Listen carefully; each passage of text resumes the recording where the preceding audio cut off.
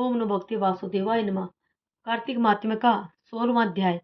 राजा पृथु ने कहा, नारद जी, यह तो आपने महाप्रभु शंकर की बड़ी अद्भुत कथा सुनाई है। कृपा कर आप अब यह बतलाइए कि उस समय राहु उस पुरुष से छूटकर कहाँ गया।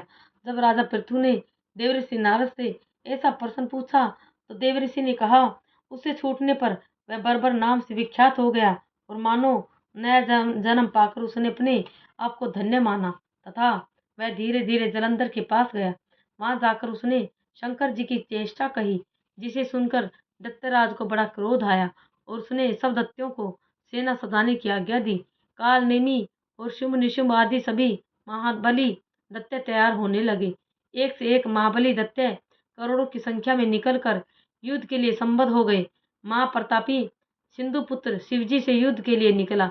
उसके आगे महर्षि शुक्र और छिन्न सिर राहु हुआ। फिर तो उसी समय जलंधर का मुकुट खिसक कर पृथ्वी पर गिर पड़ा। आकाश में मेघ छा गए और बड़े अपशकुन हुए।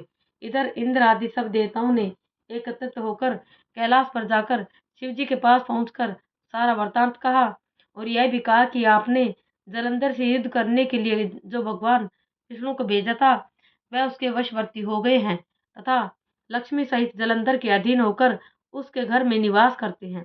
अब देवताओं को भी उसके यहाँ निवास करना पड़ रहा है। अब वह सागर पुत्र आपसे युद्ध करने के लिए आ रहा है, अतएव आप उसे मारकर हमारी रक्षा कीजिए। देवताओं से यह सब कुछ सुनकर शंकर जी ने भगवान विष्णु से पूछा, हे ऋषिकेश, युद्ध में आपने जलंधर का संहार क्यों नहीं किया और बैकुंठ को छोड़कर आप उसके घर कैसे चले गए हैं। यह सुनकर भगवान विष्णु ने हाथ जोड़कर नम्रतापूर्वक शंकर से कहा, उसे आपका अंशिवा लक्ष्मी का भाई होने के कारण नहीं मारा है। वह बड़ा ही वीर, वह देवताओं से अजय है। मैं सत्य कहता हूँ कि उसे कोई भी नहीं मार सकता। इस पर मैं मुग्ध होकर मैंने स्वयं उसके घर में रहने का वर दे दिया है और इसी कारण मैं उसके घर में रहता हूँ। हे सूरवर विष्णु, आप यह क्या कहते हैं। उस दैत्य जलंधर को मैं अवश्य ही मारूंगा, इसमें कुछ भी संदेह नहीं है। अब आप सब देवता जलंधर को मेरे द्वारा मरा हुआ ही जानकर अपने स्थान को जाइए। जब शंकर जी ने ऐसा कहा तो सब देवता संदेह रहित होकर अपने स्थान को चले गए। ठीक उसी समय पराक्रमी जलंधर अपनी विशाल सेना के साथ कैलाश पर्वत को घेर कर सिंहनाद करने लगा। दैत्यों के नाद और कोलाहल से शिवजी क्रुद्ध हो गए। उन्होंने अपनी नंदी आदि गणों को उसके साथ युद्ध करने की आज्ञा दे दी।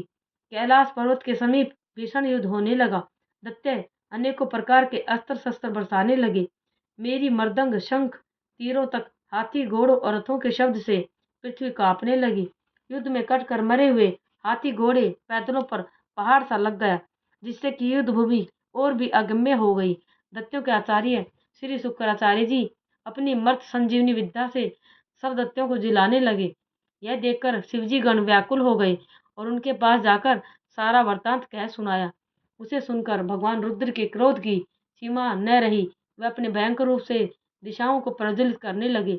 फिर तो उस समय उनके मुख से एक बड़ी भयंकर कन्या उत्पन्न हुई, जिसकी की दोनों जंघाएं ताल वृक्ष के समान थी। वह युद्ध भूमि में जाकर सब असुरों का चर्वण करने लगी। तब युद्ध भूमि में इस प्रकार विचरते हुए वह शुक्र जी के समीप पहुंची और उन्हें शीघ्र ही अपने उदर में विलुप्त कर लिया। फिर स्वयं भी अंतर्ध्यान हो गई। शुक्र के गुप्त हो जाने से दैत्यों का मुख मलिन पड़ गया और वह युद्ध भूमि छोड़कर भाग गए। इस पर उनके शुंभ निशुंभ और कालनेमी आदि सेनापतियों ने अपने भागते हुए वीरों को रोककर शिव गणों पर बड़ा कठिन प्रहार करना आरंभ किया। और ऐसा ही शिवजी के नंदी आदि वीर गणों ने भी, जिनमें गणेश और कार्तिक स्वामी कार्तिक भी थे, अपने गणों को रोककर दैत्यों से भीषण युद्ध करना आरंभ कर दिया। ओम नमो भगवते वासुदेवाय नमः।